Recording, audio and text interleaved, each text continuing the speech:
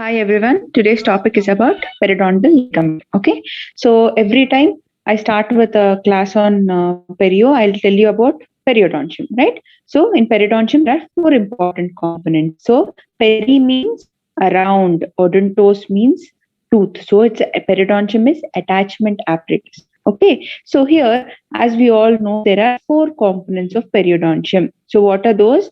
Two soft tissue components and two hard tissue components, right? Two soft and two hard. Out of which the soft tissue components include the gingiva, periodontal ligament, whereas the hard tissue components include cementum, alveolar bone, right? So if this is the tooth, yeah. So the lining of the tooth root is called as cementum. Here is the alveolar bone. This is the gingiva. Connecting the cementum to the alveolar bone, we again have the periodontal ligament. Okay, so now we are going to talk about this space, this periodontal ligament space. Okay. Yeah. So the periodontal ligament has many synonyms. That means there are many other names for the periodontal ligament. It is also called as gomphosis, desmodent, pericementum, because it is covering the cementum. Okay, I mean it is peripheral to the cementum. Okay, it's also called as dental periosteum. It is also called as periodontal membrane, periodontal ligament, alveolo-dental ligament. So here you can see there is cementum and here is alveolar bone. In between, we have the periodontal membrane. Okay. Yeah. So now coming to the definition of periodontal ligament. So this periodontal ligament is composed of complex vascular and highly cellular connective tissue. Okay, so periodontal ligament is having highly vascular and highly cellular connective tissue that is surrounding the tooth root, right? It is surrounding the tooth root, right? It is connecting the cementum to the alveolar bone, right? So that is surrounding the tooth root and connects it to the inner wall of the alveolar bone. So if this is the cementum, this is the alveolar bone, cementum, alveolar bone. So it is connecting the tooth root to the inner wall of the alveolar bone, right? Next, coming to the features of the PDL. So this PDL, the width is 0.15 to 0.38 mm. So PDL, the width is, you need to remember the value 0.15 to 0.38 mm. If we have to talk about average, the average width of the periodontal ligament space is 0.2 mm. So if you can remember this, it is sufficient. Okay, 0.2 mm. Okay, but there is variation again. Every time it's not that it is 0.2 mm, there is considerable variation. So one important we need to remember is the width, the periodontal ligament space decreases in case of teeth which are not in function. Okay, teeth which are not in function and the teeth that have not erupted. Okay, so in case of teeth that are not in function and in case of unerupted teeth, the periodontal ligament space is diminishing. That means it is reduced periodontal ligament space, whereas the periodontal ligament space is increased in case of teeth which are hyperfunction. Okay, which are having lot of forces that are impinged on them. Okay, and this periodontal ligament space, it is narrowest in the middle third of the root. So the periodontal ligament space is narrow. It is not uniform throughout. It is narrow in the middle third of the root. Okay, so giving it an hourglass shape. Okay, so because of which, since it is narrow in the middle third of the root, the shape is hourglass. Okay, and depending upon the age, also the width of the periodontal ligament varies. You don't need to remember all these values, just understand. For young adult, it is 0.21 mm. So 0.2 mm on average, we need to remember. Mature adult, it is 0.18 mm, and older adult, it is 0.15 mm. So if you remember that the periodontal ligament space is 0.2 mm, it is sufficient. It is diminishing in teeth that are not in function and in unerupted teeth, and it is increasing in the teeth that are subjected to hyperfunction, right? So radiologically, so if you take a radiograph, how do you see a periodontal ligament? Okay, what is periodontal ligament in radiographs? So it is the radiolucent area between the radio-opaque lamina dura of the alveolar bone and radio-opaque cementum. So, yes, right. So it is present in between cementum and it is present in between alveolar bone. So in between the cementum, and in between this alveolar bone, this narrow space is called as periodontal ligament. It appears as a radiolucent area. It is radiolucent. whereas the cementum and the alveolar bone proper are radio opaque. Okay, so now let's study about the development of principal fibers. So, out of the development of periodontal ligament, development of principal fiber ligament, very, very important. So I'll talk about that. So actually, the development of the periodontal ligament, the principal fibers, occurs with the eruption of the tooth. Okay, so here the tooth is in the first stage. The tooth is in the tooth bud is in the crypt. Okay, in the crypt of bone. The tooth bud is present in the crypt of the bone. It happens slowly. The collagen fibers start forming. So, what is the orientation of collagen fibers here? The collagen fibers are oriented towards the coronal portion, right? So the collagen fiber bundles formed initially are oriented towards the coronal portion of the bone crypt, right? So this portion of fibers which are formed initially and are facing coronally, they form the dentogingival group of fibers. Okay, dentogingival fiber group. Later, what happens? The true principal periodontal ligament fibers start developing. Okay, first initially the fibers that are formed which are oriented in a direction are called as dentogingival fiber group, whereas next see, this is the dentogingival fiber group. Okay, later the principal fibers of periodontal ligament form. So when are they forming? They are forming in conjunction with the eruption of the tooth. That means as the tooth is erupting, the principal fibers of the periodontal ligament are forming. Okay, so where are these fibers? These fibers are found entering the marginal portion of the alveolar bone, right? That are entering into the marginal portion of the alveolar bone. Later, what happens? More apically positioned bundles are formed. See, if you can see, the tooth is here unerupted. The tooth started erupting. Here again, the tooth is erupting. So this is the tooth completely in occlusion. Okay, it's functional now. Okay, so as the tooth is erupting, later the apically positioned bundles of fibers are forming. Okay, later what happens as the tooth has erupted? Okay, in final stage during phase of tooth eruption, the orientation of the collagen fibers has changed. Okay, so when the tooth has reached the contact and occlusion and it is functional. Okay, now the fibers of the periodontal ligament are getting associated to different groups into well-oriented collagen fiber bundles. Okay, you understood? So initially when it is the crypt, the first fibers that are formed are oriented towards the coronal direction. These are forming the dentogingival group of fibers. Later, principal fibers of periodontal ligament start forming. Okay, so these initial fibers are developing. Later, again as the tooth eruption takes place, apically positioned bundles are forming. Later, once the tooth reaches the occlusion and it is functional, then the periodontal ligament fibers, the collagen fiber bundles are well oriented and forming into different groups of fibers. Okay, so as we have seen, these fibers which are oriented coronally, they are called as dentogingival fiber group. So these fibers which are directing towards the alveolar bone, they are called as dentoperiosteal fiber group. Okay, here we see the apical fiber group, apically positioned fibers. Here we have the oblique fiber group. This is the horizontal fiber group. Okay, next one we have alveolar crest fiber group. We'll talk about principal fibers. So what you have to understand as the principal fiber development is progressing with in conjunction with the tooth eruption. Okay. Now we'll talk about Sharpie's fibers. So what are Sharpie's fibers? Sharpie's fibers are the terminal portions of the principal fibers that are inserted into cement and alveolar bone. So this is alveolar bone.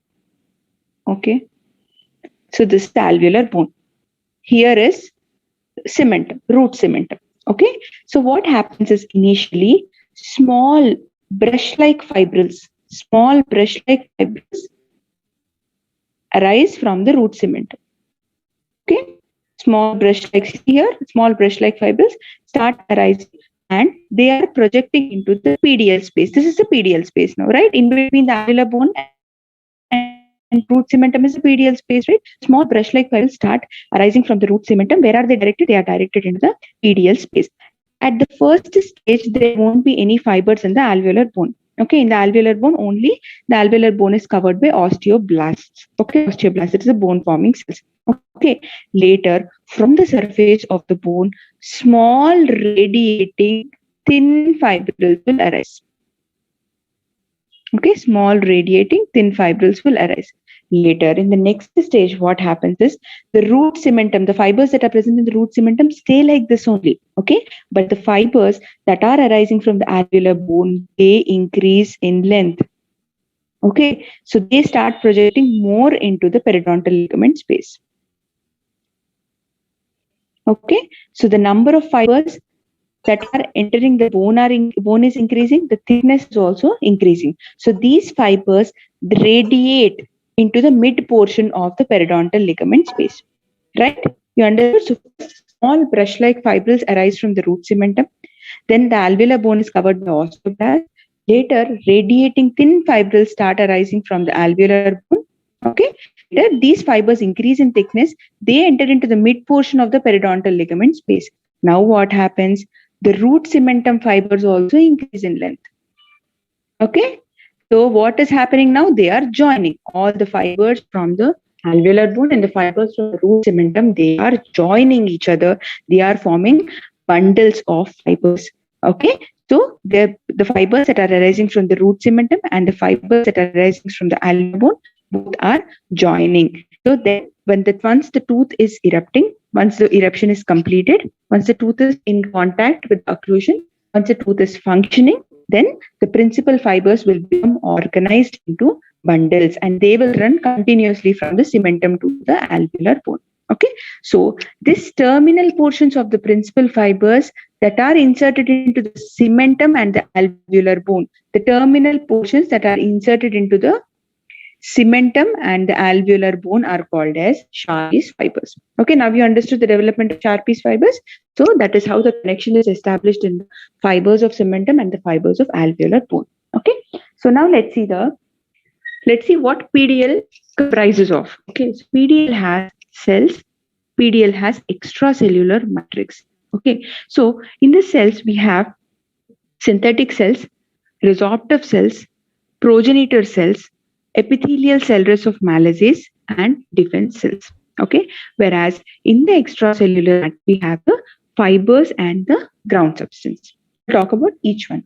So in synthetic cells we have the fibroblast. Synthetic, that means synthesis, they are forming something. Okay, so in the synthetic cells we have fibroblasts, we have osteoblasts, and we have the cementoblast. Okay, so periodontal ligament has lot of progenitor cells. Periodontal ligament has lot of cells. Okay, next, so first synthetic cell that we are going to talk about is the fibroblast. Okay, so in the fibroblast, this, as we all know some little bit point about fibroblast. The first thing that we have to remember about fibroblast is it has dual function, isn't it? It has the capacity to synthesize, it has the capacity to degrade. So once the fibroblast term comes, you need to remember this point. It has dual function, the capacity to synthesize, capacity to degrade also. Okay, so it is a permanent cell and it appears as ovoid or elongated cells oriented along with the principal fibers and exhibiting pseudopodia-like processes. In yesterday's class, what did we learn? The fibroblasts are having the stellate shape. That means star shape. Okay. So here he told that they are having pseudopodia-like process. So because of these, it's connected to other fibroblasts. Okay. So they are the large cells with extensive cytoplasm and abundant organelles. So abundant organelles indicate that it's active. Okay. So it's active. As the cell gets inactive, the organelles will decrease. Okay. The nucleus occupies a large volume and contains one or more nucleoli. Okay. So this is about, in the pulp we studied about fibroblasts, right? Some similar points are there. Okay. So fibroblasts have the dual function. They are the predominant cells. They are the ovoid or elongated cells, and they have pseudopodia-like processes. Okay. These extensions are called pseudopodia-like processes. The cell is active. It will have extensive cytoplasm and lot of organelles, mitochondria, endoplasmic reticulum, all the different organelles. And the nucleus will occupy greater volume and it contains one or more nuclei. Okay. So the role of fibroblast now. So this fibroblast is responsible for formation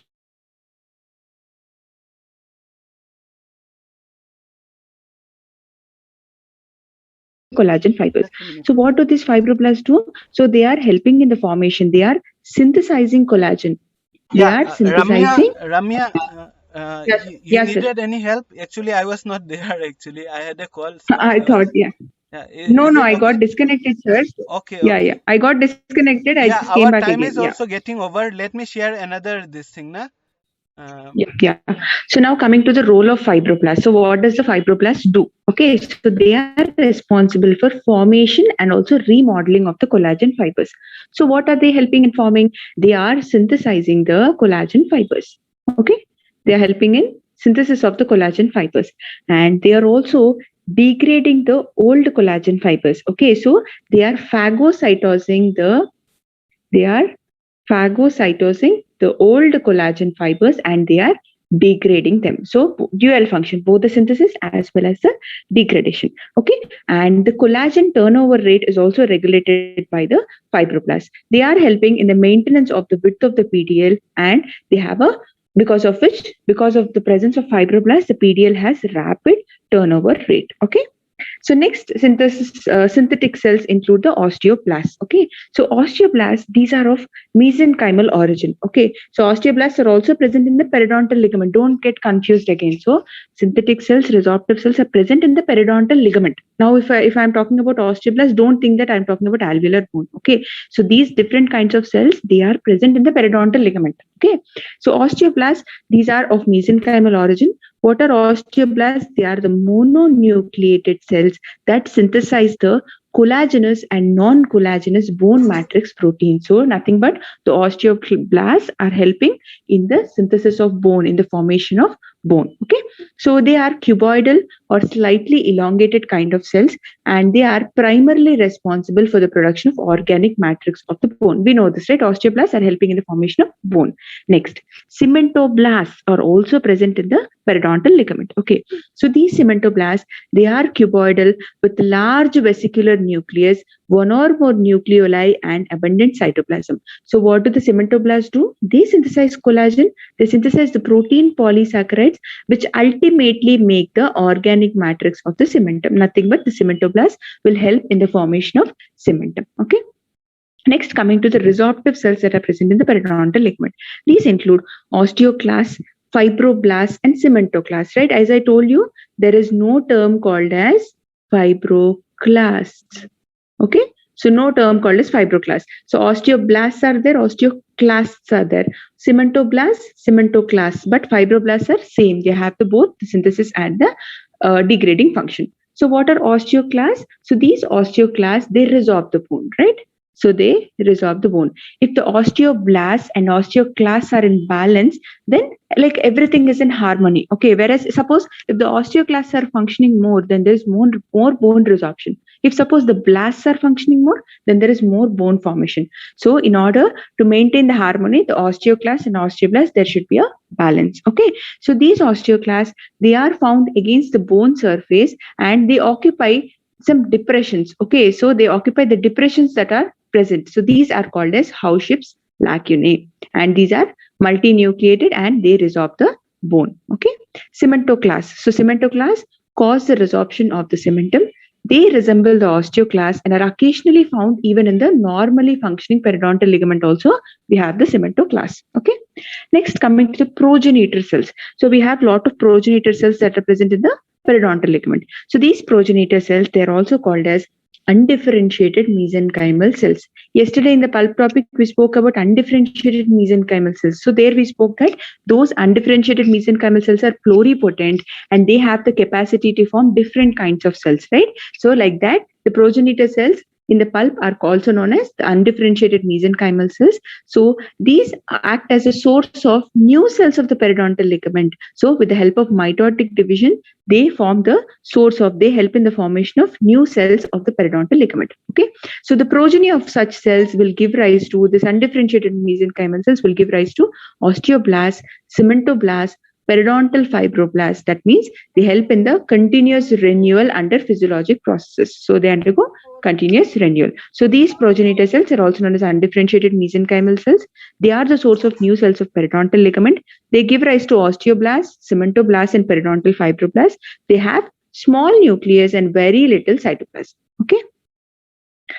Next, epithelial cell rest of Malassez. So this epithelial cell rest of Malassez are also present in the periodontal ligament. What are epithelial rests of Malassez? These represent the remnants of Herdwick's epithelial root sheath. Okay, so they are nothing but the remnants of Herdwick's epithelial root sheath. So where are these epithelial rests present? They are distributed close to the cementum. Okay, so they are distributed close to the cementum. So this is cementum. So here you can see the epithelial rest. So usually they are distributed close to the cementum throughout the periodontal ligament. So they are most numerous in the apical region and in the cervical region. So these form a lattice work in the PDL, or sometimes they appear as isolated. Here you can see the isolated cells. So isolated clusters of the cells, they may be either isolated or they may be interlacing kind of strands kind of cells can also be seen. Okay, pattern can also be seen. Next, they diminish in number with age. Okay, so why are they diminishing in number with age? Because they are degenerating and disappearing. Okay, so or they may even undergo calcification and they may become cementicles. Okay, we'll talk about cementicles. So the epithelial cell rest of Malassez, they are diminishing with age. How are they diminishing? Why are they decreasing? Because they are either degenerating and disappearing, or they are getting converted into cementicles. That means they are getting calcified and they are getting converted into cementicles. Okay. Next, we also have certain kind of defense cells in case of PDL. So these defense cells include the mast cells, phages, eosinophils, lymphocytes, neutrophils. So all these cells are also present. So these cells are similar to other cells that are present in the other connective tissues. Like they are similar. There is no particular peculiar feature that is present. Okay, they're just similar to the other cells that are present in other connective tissues. Okay. Next, coming to the extracellular substance. So in extracellular substance, we have the fibers and the ground substance. Okay. So in the fibers, we have the collagen. Collagen forms a major portion of the fibers. Okay, so the periodontal ligament fibers are collagenous. This is an important question, MCQ. So periodontal ligament fibers are collagenous. We even have elastic fibers, we even have reticular fibers and indifferent fiber plexus. Okay. Yeah. So now we'll talk about periodontal ligament fibers. What about ground substance? Ground substance is nothing but it is having, we all know ground. If I talk about ground substance, you need to remember about glycosaminoglycans, hyaluronic acid, glycosaminoglycans. We have the hyaluronic acid, proteoglycans. What is the other content? Glycoproteins.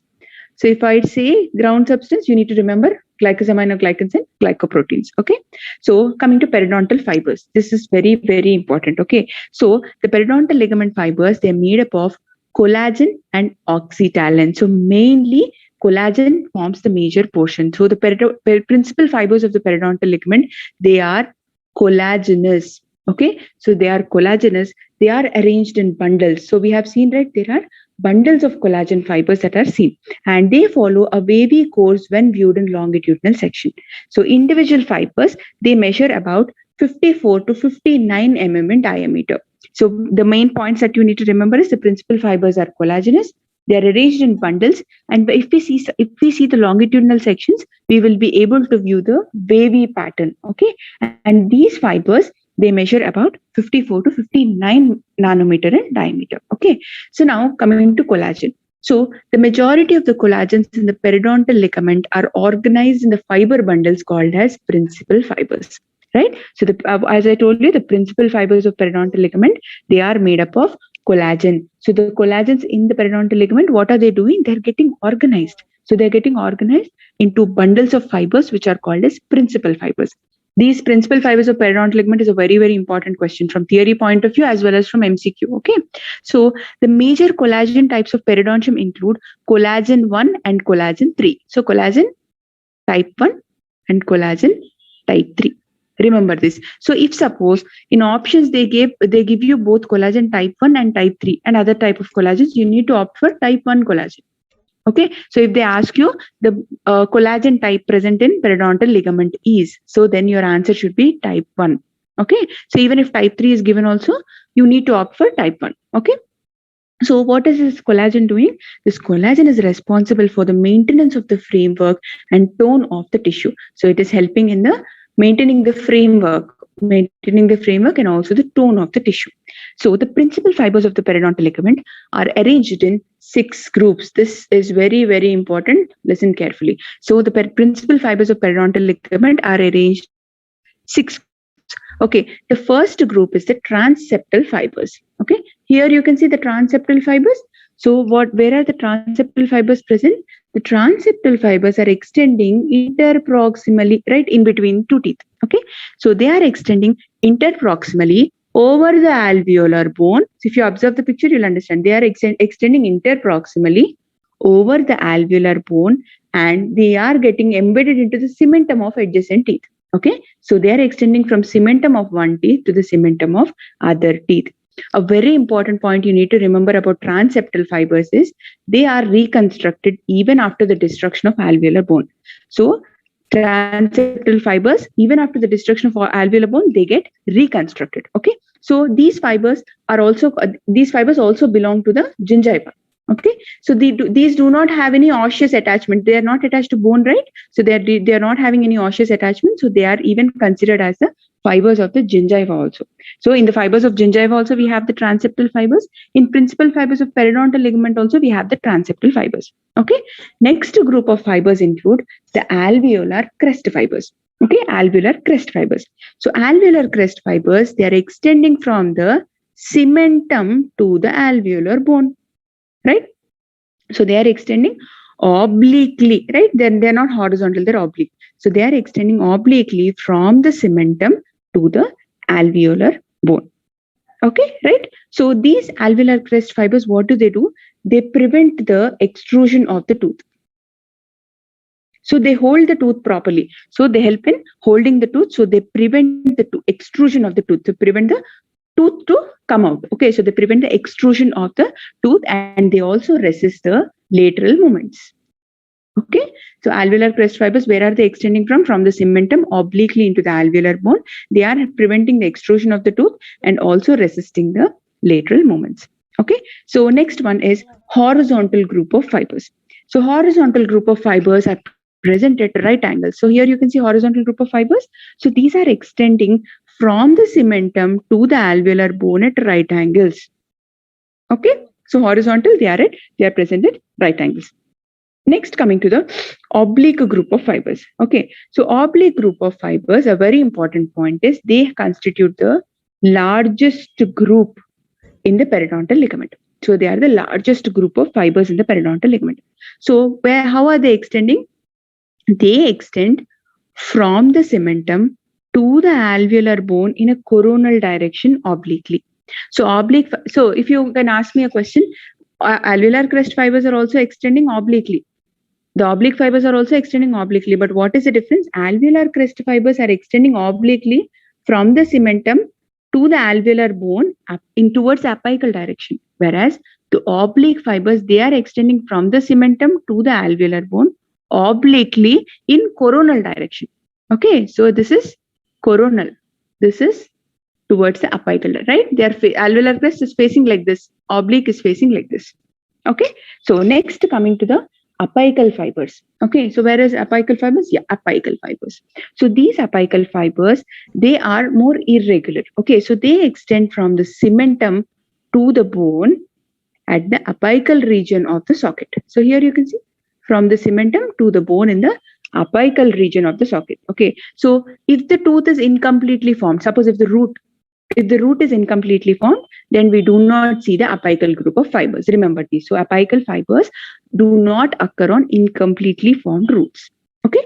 So next, coming to the interradicular fibers. So interradicular, here is interradicular fibers. Interradicular fibers are fanning out from the cementum. Okay. They are fanning out from the cementum to the tooth in the furcation areas. Okay, so where are interradicular fibers present? In the furcation areas, we see the interradicular fibers. So they're fanning out from the cementum to the tooth in the furcation areas. Where are furcation areas present? In multi-rooted teeth. Okay, so these are the principal fibers of periodontal ligament. That is the 6 groups of principal fibers of periodontal ligament. Okay, so periodontal ligament. Okay, there are some other fiber bundles also, well formed very well formed organized fiber bundles also, out of which the 6 fiber bundles you need to remember. Okay, so now the periodontal ligament also contains 2 immature forms. Okay, so periodontal ligament contains 2 immature forms of fibers. These include oxytalin and L-ionin. Okay, remember this. So periodontal ligament contains it does not have the mature elastin. Okay, so periodontal ligament contains immature forms of elastin, and it also contains other 2 immature forms like oxytalin and L-ionin. This question is asked. L-ionin fibers are seen in periodontal ligament. Okay, so now what are these oxytalin fibers? So these oxytalin fibers, they are the bundles of microfibrils. Where are they present? If the root is like this, they run parallel to the root surface in a vertical direction, and then they bend to attach to the cementum in the cervical region of the tooth. Okay, so this oxytalin fibers, they are 0.5 to 2.5 micrometer in diameter. How are they running? They are running parallel to the tooth in vertical direction, and they are bending in order to attach to the cementum in the cervical third of the root. Okay, next is reticular fibers. Reticular fibers are made up of type 3 collagen. Always remember, type 3 means you need to remember about reticular fibers. Type 4 kind of collagen is present in basal lamina. So all these have to be, they come repeatedly in perio topic, okay, perio and in your oral histology. So reticular fibers means type 3. Type 4 is basal, is present in basal lamina. Type 1 is a major type of collagen. Okay, so what are reticular fibers now? Reticular fibers, they are fine immature collagen fibers with argyrophilic staining properties. So here you need to remember is the fine immature collagen fibers. They are composed of mainly the collagen type 3. And we also have some indifferent fiber plexus. This you need to remember. So indifferent fiber plexus. So we have seen different kinds of fibers, right? So in addition to these fiber types, some small collagen fibers, they get associated with the larger principal fibers. Okay, the small collagen fibers that are getting associated with the larger principal fibers, these are called as the indifferent fiber plexus. So here the small collagen fibers, they are getting associated with the larger collagen fibers, and what do? These fibers will run in different directions and they are forming a plexus. So they are running in different directions and they are forming a plexus. This is called as indifferent fiber plexus. Okay, so now coming to the ground substance, as I've already told you, we have the glycosaminoglycans, in which we have the hyaluronic acid, and the proteoglycans. We also have the glycoproteins. Okay, now coming to the blood supply of periodontal ligament. So periodontal ligament, the blood supply is derived from inferior and superior alveolar arteries.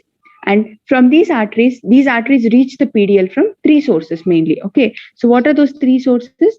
The branches in the PDL from the apical vessels that supply the pulp. Okay, then the branches from the intraalveolar vessels. Now the branches from the gingival vessels. So the inferior and the superior alveolar arteries, they are reaching the PDL and supplying the blood. Okay, so from 3 sources. Okay, from the apical vessels, from the intraalveolar vessels, and from the gingival vessels. Now coming to the nerve supply. So the nerve bundles pass into the PDL from the periapical area and through the channels from the alveolar bone. So how are the nerves entering into the PDL? From the periapical area. So if this is the root, from the periapical area, also from the alveolar bone. Okay, so through these channels, the nerves are entering. So now these bundles divide into single myelinated fibers and end in one of the 4 types of neural termination. So there are 4 different types of neural termination. The first one is free endings. Again, these terms are getting repeated, right? The free endings, free nerve endings, roughly like mechanoreceptors, mucinous corpuscles, and encapsulated spindle type. So the terminations include the free endings, roughly like corpuscles, mucinous corpuscles, and encapsulated spindle type. Now let's get into the functions of PDL. Again, functions of PDL is a very important theory question for you. So functions of PDL we can categorize into 4 headings. Okay, the first one is physical function. Next is a formative and remodeling function, nutritional and sensory function, and then is homeostatic function. Okay, physical, formative and remodeling, nutritional and sensory, and homeostatic. Okay, so physical function first. So the periodontal ligament, what is it doing? It is forming a soft tissue casing. right? Periodontal ligament is present in between the tooth and the alveolar bone. Okay, so it is forming a soft tissue casing and it is protecting the vessels and nerves from injury. Okay, so it is protecting the vessels and nerves from injury. Also, it is helping in the transmission of occlusal forces to the bone. So when the occlusal forces are falling on the tooth, how are they getting transmitted to the bone? The periodontal ligament fibers, the periodontal ligament is helping in the transmission of occlusal forces to the bone. So remember this point. We will see how the occlusal forces are transmitted to the bone. So there are two theories based on that. Okay, so next one is transmission of this tensional force to the alveolar bone encourages bone formation rather than bone resorption. So once they are transmitting these forces to the alveolar bone, then there is more amount of bone formation when compared to the bone resorption. Okay, so this important function of transmission is done by periodontal ligament. So what is it doing? It is attaching the teeth to the bone, right? We know periodontal ligament is connecting the cementum to the alveolar bone. Okay, next, it is also maintaining the gingival tissues in proper relationship with the teeth, and it also has a very important property called as shock absorption. Okay, so it resists the impact of the occlusal forces, so it is bearing the occlusal forces. This is called as shock absorption. So now I told you the transmission of occlusal forces to the bone. The periodontal ligament is resisting the impact of the occlusal forces. So two theories are present for this. Okay, one is the tensional theory and other one is the viscoelastic theory. So what does the tensional theory say? Tensional theory, the major factor is principal fibers. Okay, carefully listen. Tensional theory, what is it stating is the major factor that is responsible for transmitting the forces to the bone is principal fibers. Okay, whereas in viscoelastic theory, principal fibers are having secondary role. In case of tensional theory, principal fibers are having a primary role. They are playing a major factor. So what are they saying? When force is applied onto the crown, when the force is applied onto the crown, okay, when force is applied onto the crown, here is the periodontal ligament fibers, right? So these periodontal fibers, they are unfolding and they are getting straightened. Okay, so when the force is applied onto the crown, the periodontal ligament fibers, the principal fibers, which are in a folded, well organized bundle kind of form, they are getting unfolded and they are getting straightened. What are they doing by straightening? They are transmitting the forces to the alveolar bone. Right, here is the alveolar bone. Okay, so once the forces are applied to the crown, the periodontal ligament fibers are unfolding and straightening and they are transmitting the forces to the alveolar bone. This will cause the deformation of the bony socket, elastic deformation of the bony socket.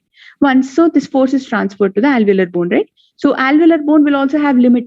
It won't take so much amount of force, right? It will have some limit. Once the limit of the alveolar bone is exceeded, then what will happen is it is transferred to the force is transferred to the basal bone. Okay, so first the major portion of the occlusal forces, the principal fiber, what is it doing? It is unfolding and it is transmitting the forces, occlusal forces, to the alveolar bone. Once the alveolar bone is reaching its limit, then the force is transmitted to the basal bone. So this is about tensional theory. Now coming to the viscoelastic theory. Viscoelastic theory states that this is the moments, the fluid moments are controlling, the fluid moments are responsible for the maintenance, for the resistance of the occlusal forces. Okay, it is not the principal fibers. Viscoelastic theory, the primary one is fluid movements. Secondary role is by principal fibers. Okay, secondary role is by principal fibers. Now, what is viscoelastic theory stating? So once the forces are transmitted to the tooth, so once the forces are applied onto the tooth, what happens is extracellular fluid passes from the PDL to the alveolar bone. So again, here you can see this is the PDL, right? So fluid is passing from the PDL to the alveolar bone. Okay, so this is what viscoelastic theory is stating. So tensional theory was stating that periodontal fibers are responsible. Viscoelastic theory is stating that extracellular fluid passes from the PDL to the alveolar bone. Okay, so later what happens after the depletion? So the fluid is passing and it is transmitting the forces to the alveolar bone.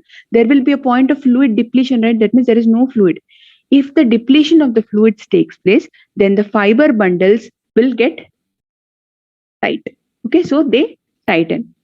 right? So this is the viscoelastic theory. So viscoelastic theory states that the forces that are transmitted when the forces are applied onto the tooth, extracellular fluid is passing from the PDL to the alveolar bone. So in that way, it is transmitting the forces. So when the fluid depletion takes place, when the fluid is not present now, fluid or has passed from the PDL to the alveolar bone. So once the fluid is depleted, the periodontal ligament will get, the fiber bundles will absorb and they will tighten. Okay, next.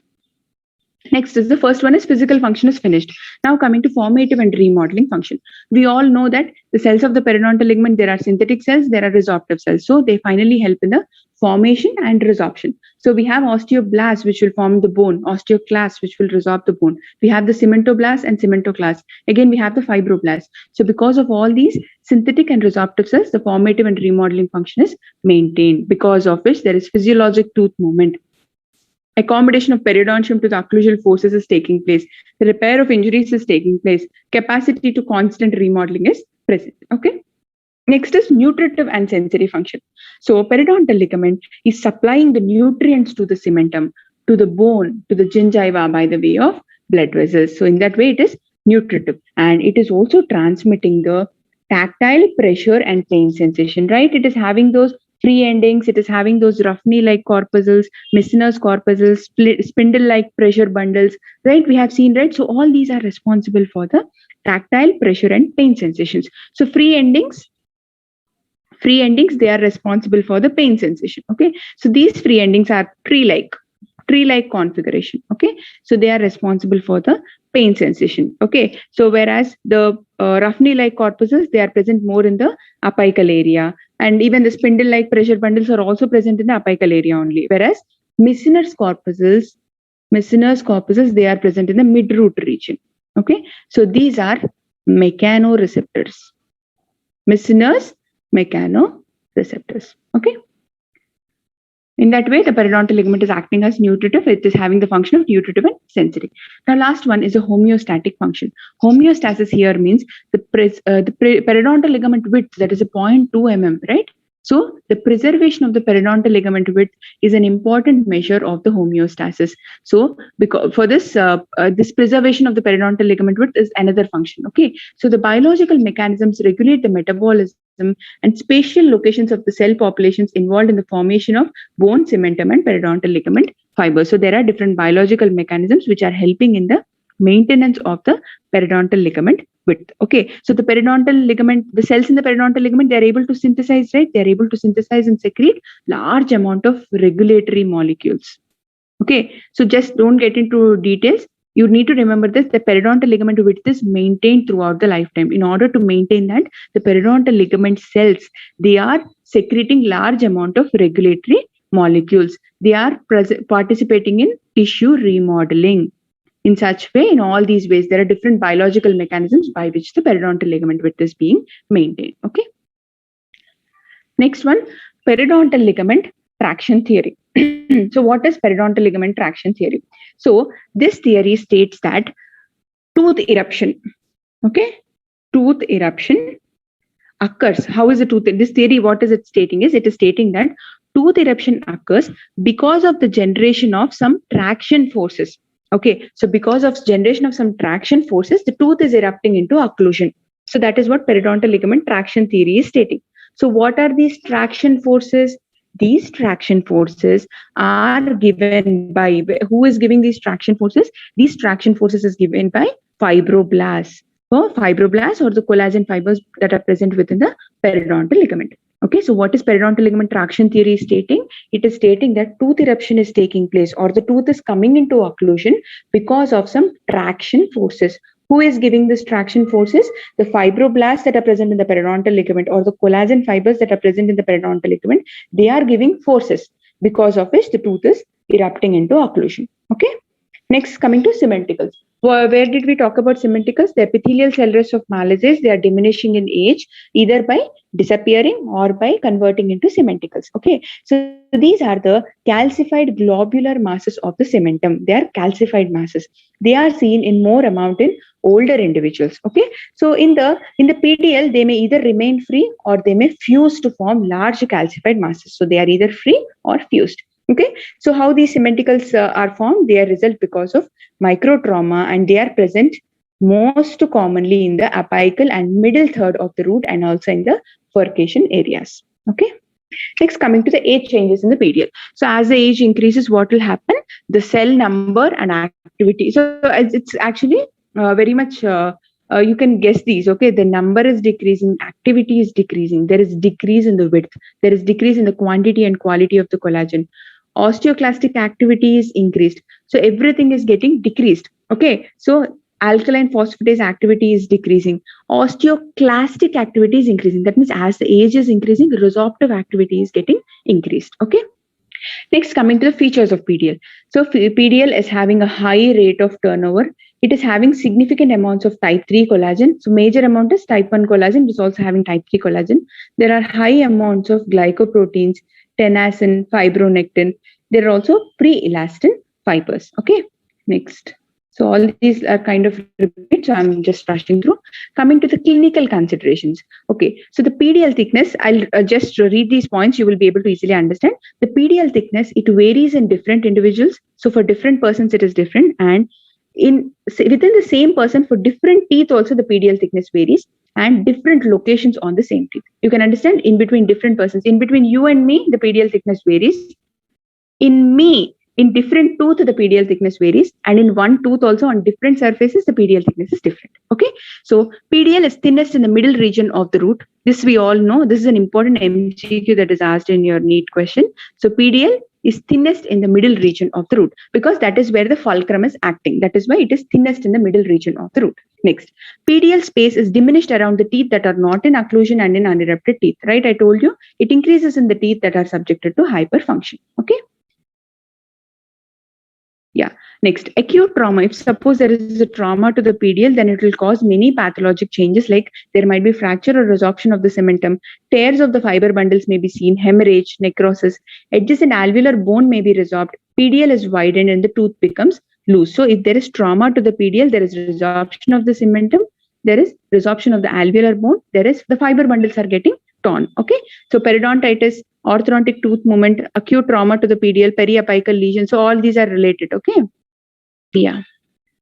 Next one is physiologic drift. This you need to understand. Okay. So throughout the life, there will be gradual movement of the tooth in two directions. Okay. The tooth will constantly move in the occlusal direction.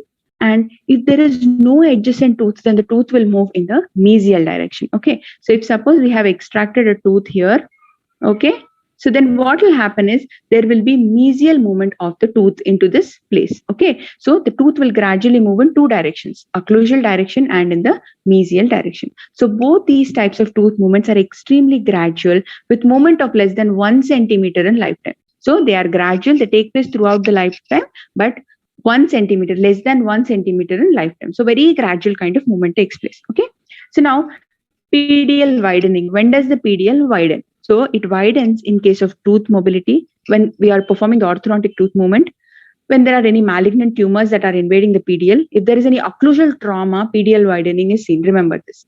Occlusal trauma, PDL widening is seen if there is any concussion and luxation. Okay. Yeah.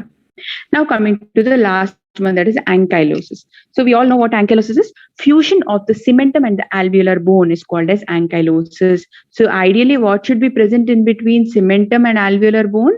PDL should be present. Now here there is obliteration of the PDL. PDL is not present, and the cementum and the alveolar bone are fusing with each other. So this is called as ankylosis. So the fusion of cementum and alveolar bone with the obliteration of PDL is called as ankylosis. And the two main causes of ankylosis include the tooth replantation and occlusal trauma. So what is tooth replantation? If suppose a patient's tooth has come out.